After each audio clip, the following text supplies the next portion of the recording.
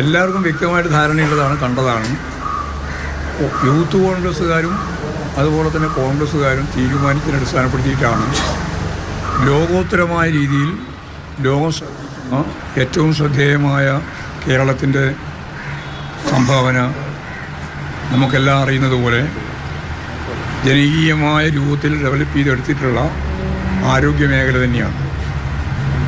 അത് കേവലമായ താഴെ തലത്തിലുള്ള ചികിത്സ മാത്രമല്ല, അവയവദാന ശസ്ത്രക്രിയ പോലും നടത്താൻ സാധിക്കുന്ന ജില്ലാ ആശുപത്രികളും താലൂക്ക് ആശുപത്രികളുമുള്ള രാജ്യത്തെ ഏക സംസ്ഥാനം കേരളം.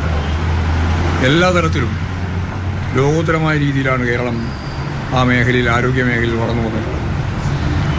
ആ വളർന്ന ഏറ്റവും ശ്രദ്ധേയമായ ആ മേഖലയെ തകർക്കാൻ ഇപ്പോൾ അമേരിക്ക ഉൾപ്പെടെയുള്ള ലോകത്തിലെ ഏറ്റവും വലിയ സമ്പന്ന വിഭാഗം കോർപ്പറേറ്റുകൾ നമ്മുടെ ആശുപത്രികൾ മുഴുവൻ ഇപ്പോഴും വാങ്ങി കൂട്ടുകയാണ്. കേരളത്തിലെ ഏറ്റവും ശ്രദ്ധേയമായ തിരുവനന്തപുരത്തെയും കൊച്ചിയിലെയും അതുപോലെ കോഴിക്കോട് ഉൾപ്പെടെയുള്ള ഏറ്റവും പ്രധാനപ്പെട്ട ആശുപത്രികൾ, അങ്ങനെയാണെന്ന് നമ്മൾ കരുതുന്നത്, നമ്മളെ കാണുന്ന പ്രൈവറ്റ് ആശുപത്രികളെ മുഴുവൻ വലിയ മൂലധന നിക്ഷേപത്തോടു കൂടി അവർ ഇപ്പോൾ വാങ്ങിക്കൊണ്ടിരിക്കുകയാണ്. ഈ വാങ്ങുന്ന ലോബിക്ക് വേണ്ടിയിട്ടാണ് കേരളത്തിലൊരു വലിയ വിഭാഗം ഗവൺമെൻറ് ആശുപത്രിക്കെതിരായിട്ടും ഗവൺമെൻറ് നടത്തിക്കൊണ്ടിരിക്കുന്ന ഏറ്റവും പ്രധാനപ്പെട്ട, ഞാൻ നേരത്തെ ചൂണ്ടിക്കാണിച്ചതുപോലെയുള്ള ഈ ജനകീയ ആരോഗ്യ മേഖലയിൽ നടത്തിക്കൊണ്ടിരിക്കുന്ന പ്രവർത്തനങ്ങളെയും ഇകഴ്ത്തി കാണിക്കുന്നതിന് വേണ്ടിയുള്ള ശ്രമം നടത്തിക്കൊണ്ടിരിക്കുന്നത്. ഇതൊരു വലിയ സംവിധാനമാകുമ്പോൾ അവിടെയും ഇവിടെയൊക്കെ ചില പ്രശ്നങ്ങളുണ്ടാവും. അതില്ലാതൊന്നും നമ്മളാരും പറയുന്നില്ല. അതുണ്ടെങ്കിൽ പരിഹരിച്ച് ആവശ്യമായ നിലപാട് സ്വീകരിക്കുകയുള്ളൂ. അതിനെ കേന്ദ്രീകരിച്ച്, അതിനെ പർവ്വതീകരിച്ച് ഏറ്റവും വലിയ രീതിയിൽ അവതരിപ്പിക്കുകയും അതിൻ്റെ ഭാഗമായിട്ട് ഇവിടെ ആകെ അവതാളത്തിലാണ് എന്ന് വരുത്തി തീർക്കുകയും ചെയ്യുന്നതിൻ്റെ പ്രധാനപ്പെട്ട കാര്യം കനകോലു സിദ്ധാന്തത്തെ അടിസ്ഥാനപ്പെടുത്തിയിട്ട് ഈ ഏറ്റവും ശ്രദ്ധേയമായത് എന്തിനാണോ അതിനെ നിഷേധിക്കുക എന്നുള്ളതാണ് UDF എടുത്തുകൊണ്ടിരിക്കുന്ന സമീപനം. അത് ജനങ്ങൾക്ക് തിരിച്ചറിയാനാവും. ജനങ്ങൾ ഫലപ്രദമായിട്ട് അത് മനസ്സിലാക്കുകയും ചെയ്യും. ഇപ്പോൾ നമുക്കറിയാം, വീണ ജോർജിൻ്റെ വീട് ആക്രമിച്ചു. വീടിന് നേരെ ആക്രമണം നടത്തി അവസാനം യൂത്ത് കോൺഗ്രസ്സുകാർ തന്നെ ഔദ്യോഗികമായിട്ട് യൂത്ത് കോൺഗ്രസ് റീത്ത് വെച്ചു. പല സ്ഥലത്തൊക്കെ റീത്തൊക്കെ രാത്രിയൊക്കെ ആരൊക്കെ കൊണ്ടുവച്ച ചിത്രം കേരളത്തിൻ്റെ പല ഭാഗത്തും ഉണ്ടായിട്ടുണ്ട്. പക്ഷേ ഇത് ഔദ്യോഗികമായിട്ട് റീത്ത് വെച്ചു. ആ റീത്ത് വെച്ച വിഭാഗം തന്നെയാണ് കണ്ണൂരിലെ ഔദ്യോഗിക പരിപാടി കഴിഞ്ഞ് തിരിച്ചു പോകുമ്പോൾ 3:15 ഇന്നലെ കടന്നാക്രമിക്കുന്നത്. ഒളിഞ്ഞിരുന്നിട്ടാണ്.